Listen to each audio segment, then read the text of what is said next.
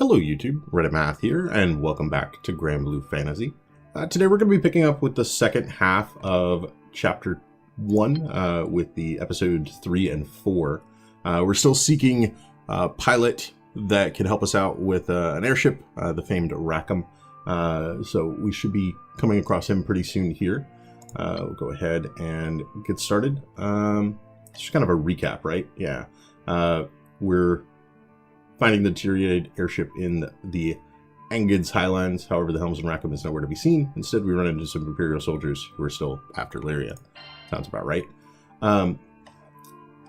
We get our support summon, which early on in the game is, of course, going to be super overpowered, but, you know, that's fine. And here we go. I do want to point out...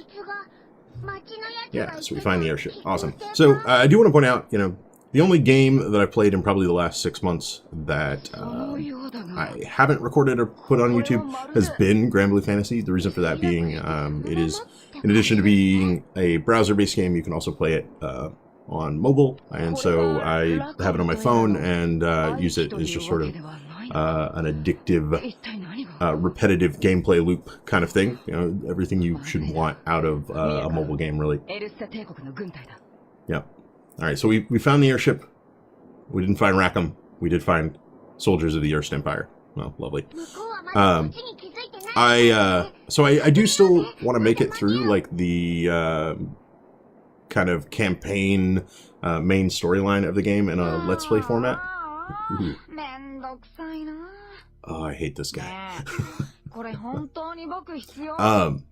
The reason for that being, you know, I do kind of want to re-explain the story where I'm not just trying to blaze through it. We're meeting General Furious here for the very first time, and he's going to become a thorn in our side for, like, quite a while. Some sort of wise guy, eh? But once we even make it through, like, the, you know, the main campaign, you'll see here, like, on the right-hand side of the screen right now, there's this event, A Slice of Summer, coming soon. We might start doing some of the event stuff, like, after making it through the main story. That would allow us for an opportunity to maybe have new content introduced, like, once a month or something like that we can play for a little bit. I think that would be quite a bit of fun as well. I generally am going to be grinding through the events, like, repetitively, but at least for the initial storyline stuff, before we start playing raid bosses over and over again, that might be something fun to put up on YouTube. Yeah, they've got a plan to catch us. I don't think their plan's going to work out very well. I mean, we're the main characters, and so I think we have plot armor. I don't think they know that. You know, you never really know that the people you're fighting have plot armor, but, yeah. Oh, that was great. And who are you? Who am I? Yeah, so much for our plan to hide here. We instead are ambushing the ambushers, which is totally fine. As far as I know, there's really only the one tiny guy and, like, his 2 bodyguards, so I think we'll be fine. We're, of course, not too happy about their idea of, like, nuking the town. Hey, I like how Imperial Soldier number 2 actually recognizes this, but, like, no one else does. Like, all of the important characters, like, who are you? And, like, a random guard is like, wait, he's the one that's clued in. Your point, Nidalina? Oh, that's awesome. I never, that's a great nickname that I never realized he called her. We don't have to run. There's like 3 of them. There's, like, I mean, technically 4 of us, if you count the Veer and the Lizard Man. Either way, I think we just blew our cover in order to then run away. That doesn't make the most sense in the world. But we get to go through our little, like, grindy pre-fight thing. As I mentioned before, early on, or at least for any of the hard fights, I feel like the potions are, like, really critical here. You know, a little bit of rupees or some turn cuts on your summon aren't, like, the greatest thing for you, but the getting a potion or 2 can really turn the tide of an upcoming battle. Yeah, so we also learned a little bit about Catalina, that maybe she's not as even-keeled as we've been led to believe. She does have a little bit of an anger problem. But of course that anger only presents itself in the defense of a town. Seeing such injustices just riles me up, I guess. So a lot of good revelations about her character, really. I've got a couple of friends who have mentioned before, but Catalina is like a really cool anime role model, right? Like, she's a really strong woman. As you can see, I put this in post. It's not actually like on the screen, but there's a lot of empty black space that exists over here whenever you're playing in the browser-based version of the game. So we've instead got an image of Catalina on the right-hand side of the screen, and that's some serious armor she's wearing. It's not any sort of, chainmail bikini or anything like that. She's like a very strong core character. She's going to be the first thing that you get unlocked in the game. So besides your main character, Catalina is going to be with you from the very beginning. We also got some pretty decent charge up at the very beginning of the game due to that little kind of mini-game section. So our main character is actually going to start with a 90% charge bar, which means we can just auto-attack twice to get through it. Some of the recent updates for the game have actually added more and more auto-attacking. Not only can you do it in the single-player areas, but also in multiplayer raids now, which is very useful for, again, the kind of mindless grinding experience. Alright, let me pop back into our quests, and we're going to be continuing with episode 4. So as we've fought our way through, that's interesting. So we're about to be fighting some wind characters, which is why it switched over to fire. Again, we'll just grab, it doesn't really matter. We'll just grab a support summon.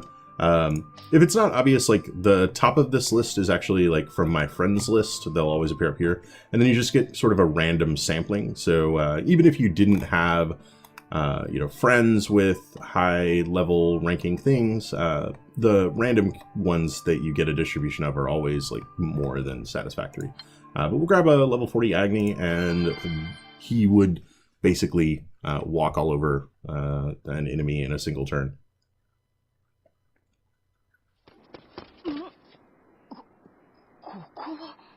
Okay, now she's waiting. We ran in a big circle. That's pretty awesome. Also, we got the classic anime sweat beads all over everybody's face. Oh, look who's back. This is why we need a navigator, right? Like, not only are we incapable of flying a ship, but we are also incapable of not literally running in circles when it comes time. Ooh. So in addition to Furious, we're also very early in the game about to be introduced to another of our constant thorns inside. Yeah. Good grief. Now they brought some of their buddies around. There's actually like a fairly late stage battle with these guys that I remember hitting as kind of a wall for a while. Like in chapter, 40 or something like that. But it's cool to think, like, I didn't realize these guys got introduced quite so early on. Again, I was just sort of learning the game, and like all this was way over my head. I probably wasn't too sure that I was going to play this for more than like an hour or so at the time. And so I was probably skipping through a lot of the plot related stuff, just like reading the summaries and being like, oh, okay, so we ran into some people, they've got names, whatever, let's keep going. But it's interesting to see Furious, and I'm guessing I guess we don't know the names of the other two characters that were kind of hidden in shadows there, but we'll learn them eventually. Of that, I'm definitely sure.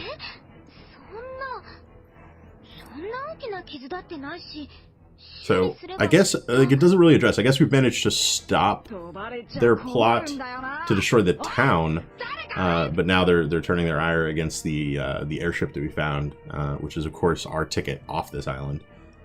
So, oh, and a gunshot rings out.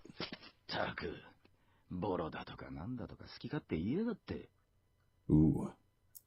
Yeah, don't call it a scrap heap, right? There's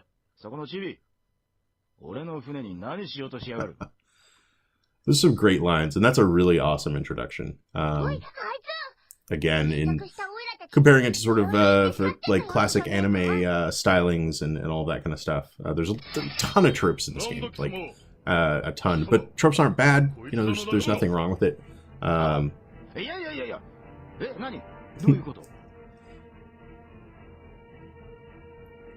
I'm really hoping, I don't want to spoil things, but it's gonna say, right, like eventually we've got to find out who this man is. Basically he saved our skin, right? Like he just popped out of nowhere, fired a shot, and now the Empire is after him too. But and we're sort of torn between we need to help him or we need to run away again, but hopefully not in a circle this time. Oh, still no names. Still no names. Okay, that's fine.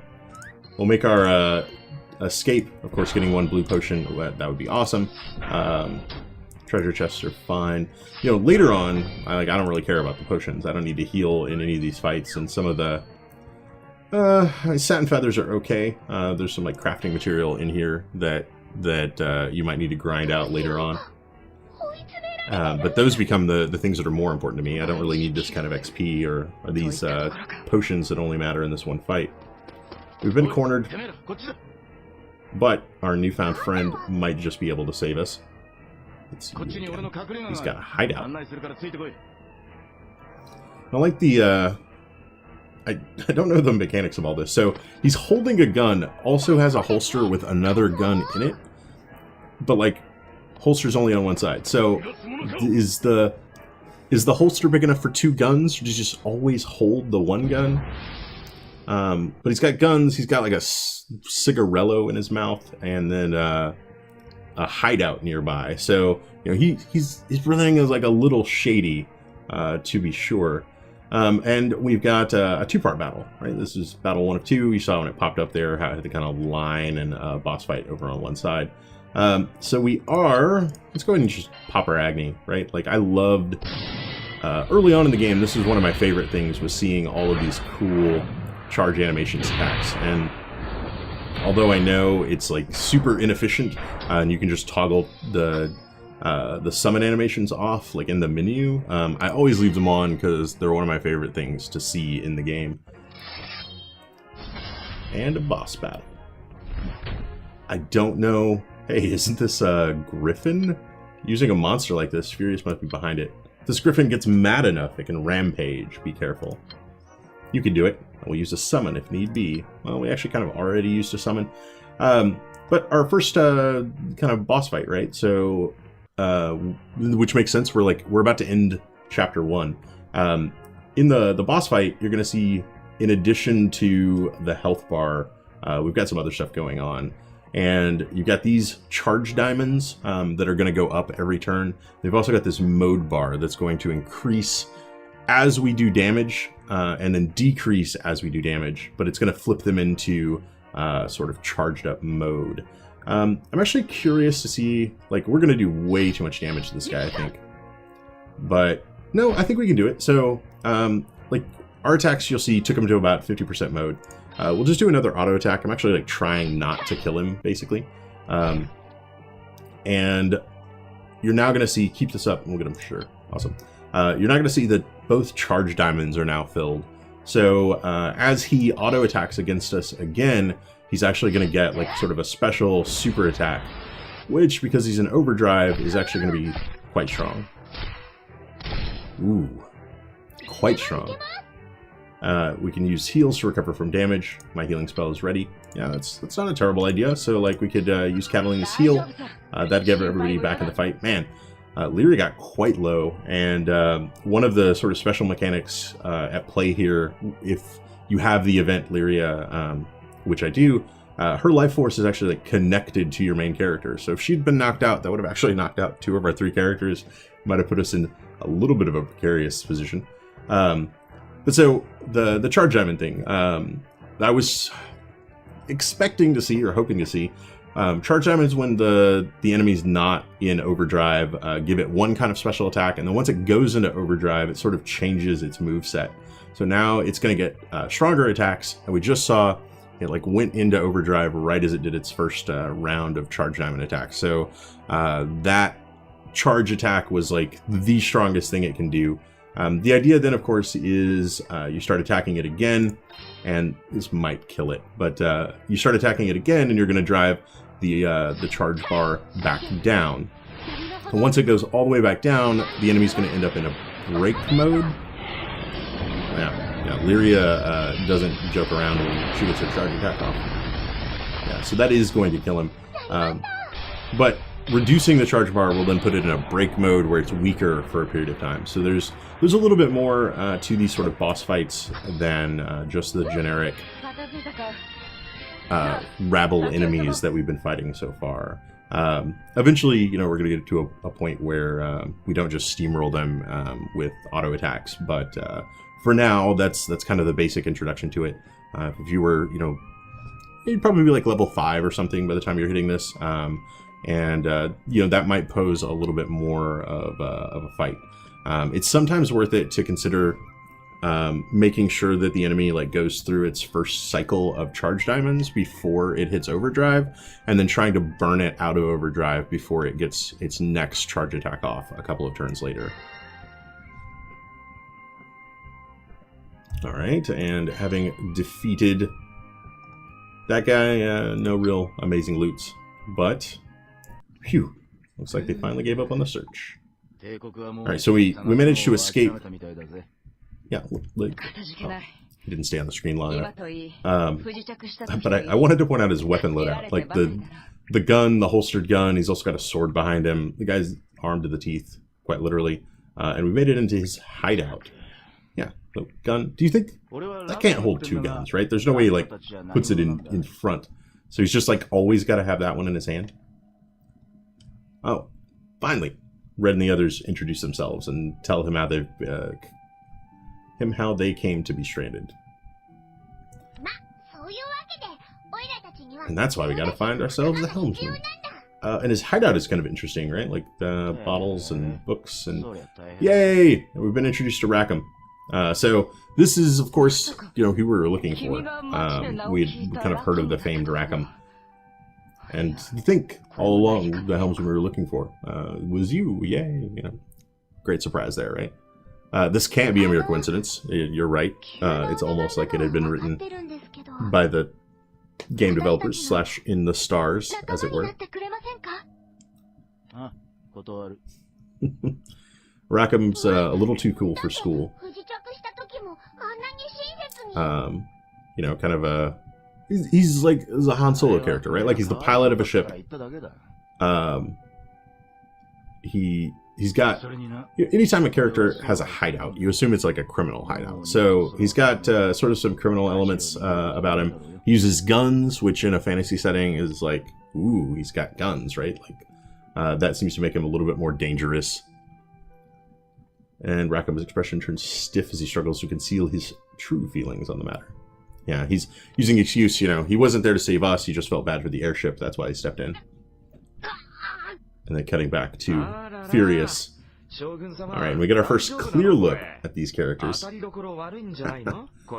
And there's clearly no lost love between them and General Furious.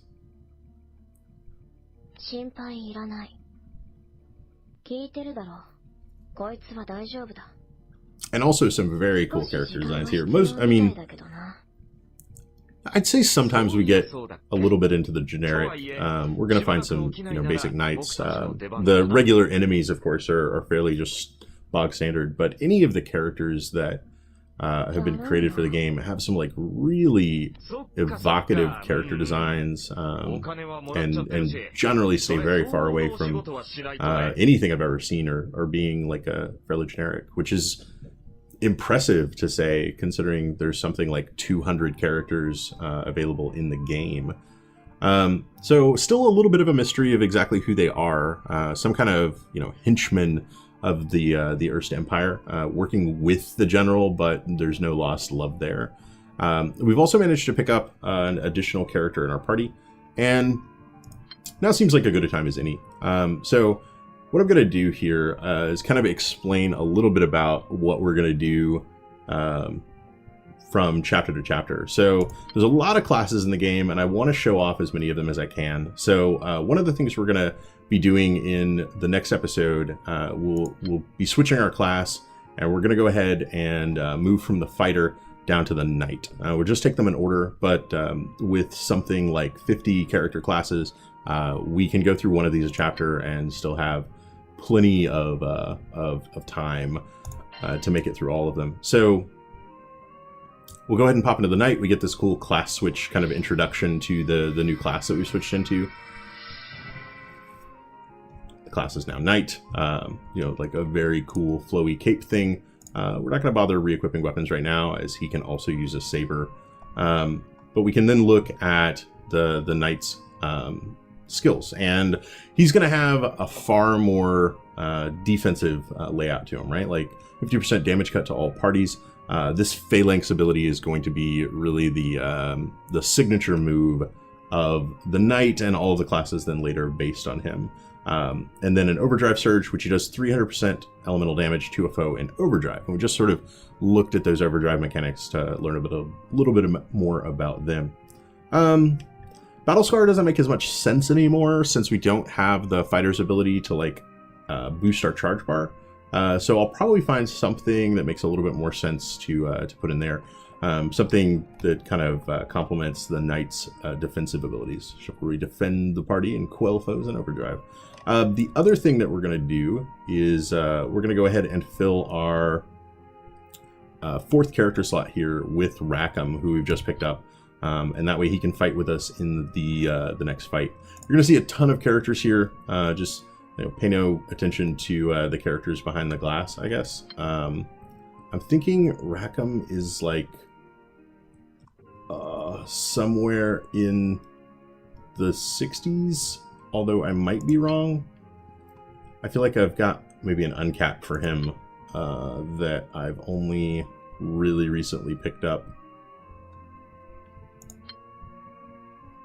Like I said, lots and lots of characters. Okay, there he is. So let's go ahead and grab Rackham and get introduced to him a little bit. So he's a fire-based character. So we've basically got our main character and Lyria, who are just sort of any element.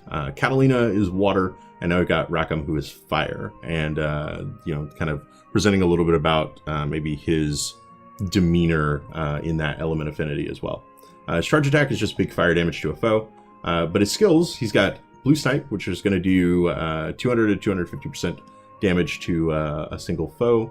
And then the skill cooldown cut is because I've gotten to a certain level. It's basically been reinforced. Like it used to take longer than 4 turns to use.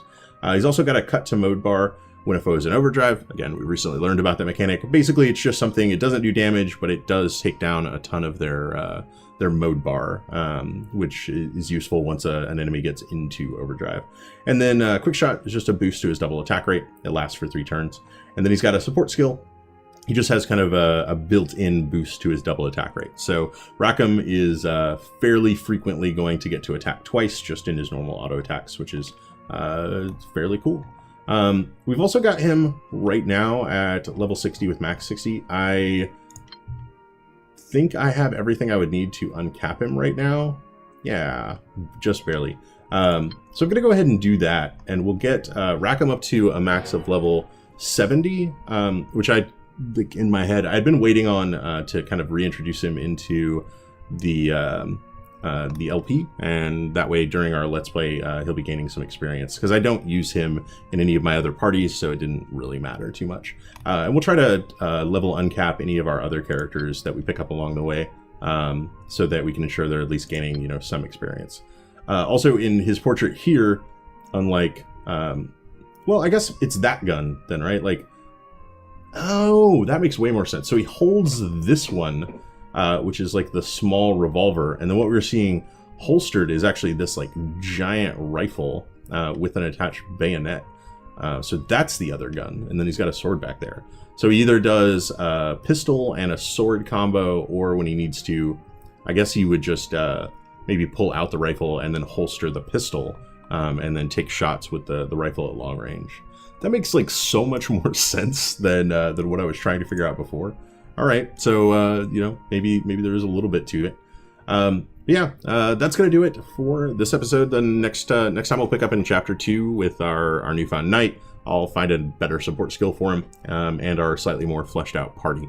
We're gonna continue to pick up characters at a pretty frantic rate during the opening part of the game, as you might expect.